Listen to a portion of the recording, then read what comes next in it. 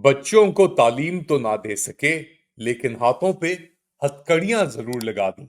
Late Ali show यू के एक और एपिसोड में आप सबको खुशामदीद। Do like, subscribe and share this content. बात शुरू करते हैं। पंजाब के अंदर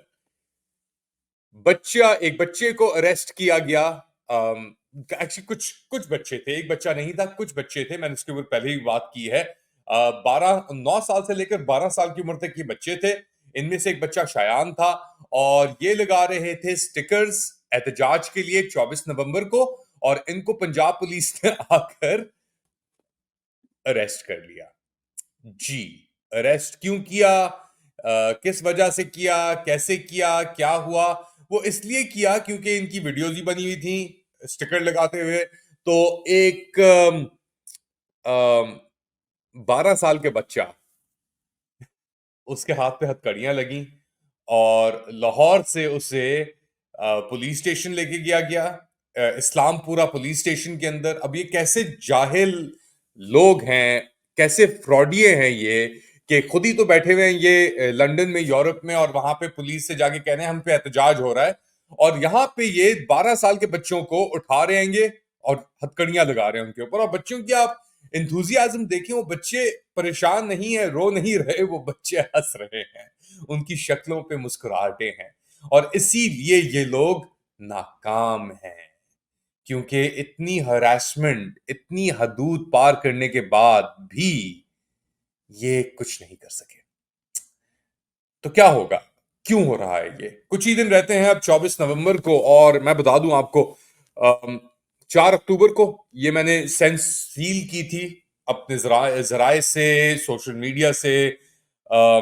ये एक आइडिया था कि यार कुछ होने वाला है, और हुआ कुछ। फिर उसमें धीमी आ गई, यानी रुकावटें पैदा हुई। जो हुआ हमने देखा, अलीमीन गंदापुर साहब आए गए, ये सब चीजें।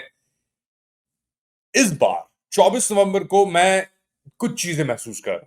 एक तो चीज यह है कि मोमेंटम और गुस्सा जो है वो बहुत बढ़ चुका है। सही है। लीडरशिप जो है पाकिस्तान तहरीक इंसाफ की, वो एक तरीके से अब इस मरहले के बाद, मेरे ख्याल से जो मेरा अंदाजा है, वो इरेलीवेंट तो नहीं होगी, मगर इस जो 24 को परफॉर्मेंस होगी, उसके बाद जो भी रद्द अमल होगा पाकिस्तान तहरीक इंसाफ के कारकुनों का और सपोर्टर्स का, वो पहले टारगेट करेगा पाकिस्तान तहरीक इंसाफ की लीडरशिप को। जी। और फिर वो टारगेट करेगा इस निजाम को, क्योंकि अब अगर लीडरशिप ही रुकावट बन के आ जाती है लोगों की एस्पिरेशंस के दरमियान, तो फिर तो वो नहीं बच सकते। एक हर चीज की लिमिट होती है ना, कि अगर आप खाना जंगियों के ऊपर करा रहे हैं, शेर अफजल मरवत, अली अमीन गंदापुर, मशल यूसुफ जई, ये सब कैरेक्टर्स मौजूद हैं, ये अपने अल्फाज बयान कर रहे हैं। अच्छा, इंटरेस्टिंगली शाह महमूद कुरैशी भी एक बहुत, एक, कुछ कहना नहीं चाहिए, मगर मेरी जो रीडिंग है, और अब मैं देख के मेहरबानो कुरैशी को भी मैं देख रहा हूं, और जिन प्रोग्राम से वो जा रही हैं, उनकी बातों को जो शेयर किया जा रहा है, ये डेफिनेटली एक अटेम्प्ट, फाइनल अटेम्प्ट आप कह लें, हैं कि किसी तरीके से और दरारें पैदा की जाएं पाकिस्तान तहरीक इंसाफ के अंदर, और उसके ये फाइनल कॉल 24 नवंबर की जो है इसके मौकफ के अंदर। क्योंकि बात क्या की जा रही है? बात ये की जा रही है कि जी देखें, कोर्ट लखपत भी तो है, ये लोग अंदर बैठे हुए हैं, यहाँ पे यास्मीन राशिद भी हैं, यहाँ पे शाह महमूद कुरैशी भी हैं, यहाँ पे उमर चीमा साहब भी हैं। तो इनसे मशवरा नहीं किया जा रहा। भाई क्या हो रहा है? वो लोग जेल में बैठे हुए हैं, पूरे मुल्क का बेड़ा गर्क हो गया है, मशवरे लेने के लिए जाएंगे क्या उनके पास? रसाई इमरान खान तक तो इन लोगों ने रोकी भी है। तो क्या चाह क्या रहे हैं मेहरबानों? क्या आप अपना नहीं माइंडसेट, क्या आप किसके कहने पे ये सब बातें हो रही हैं? फोकस कहाँ है आप लोगों का? उस 12 साल के बच्चे का फोकस है, वो जानता है कि यार 24 नवंबर को मुझे एहतजाज करना है और मैं उसके लिए ये सब चीजें लगाऊंगा। आप लोग बातें कर रहे हैं यार यास्मीन राशिद से और कोर्ट लखपत में जाके शाह महमूद कुरैशी से। By the way, he looks really well, माशाल्लाह, नॉक ऑन वुड। सेहतमंद लग रहे हैं अपनी उम्र के साथ, यानी तंदुरुस्त लग रहे हैं।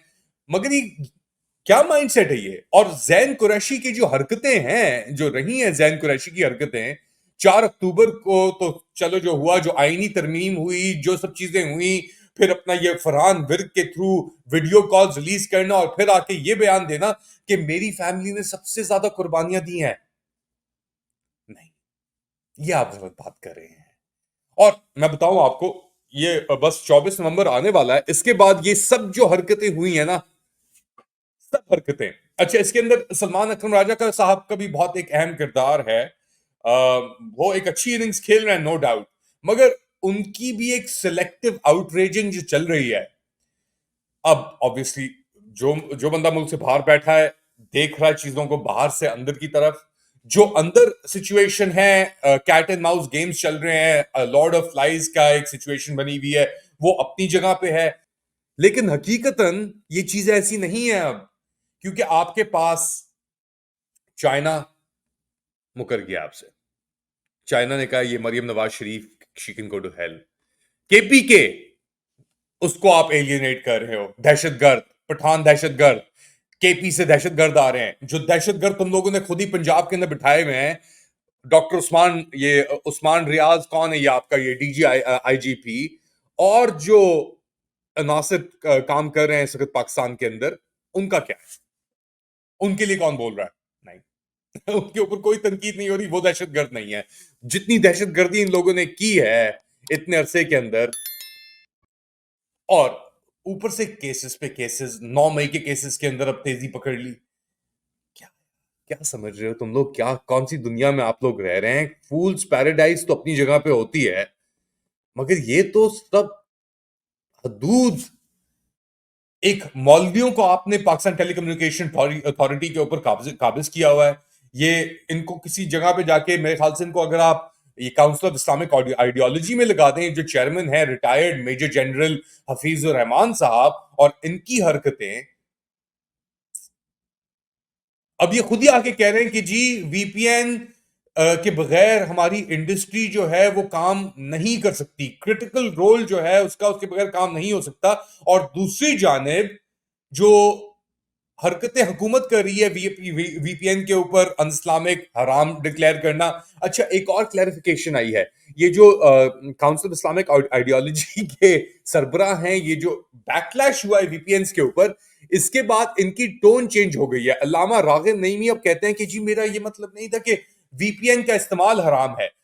वो कह रहे हैं कि मेरा मतलब ये था कि वीपीएन का इस्लाम किसी की कैरेक्टर असैसिनेशन करना, या किसी के ऊपर अपना और तनकीद करना, वो हराम है, वो गैर इस्लामी है।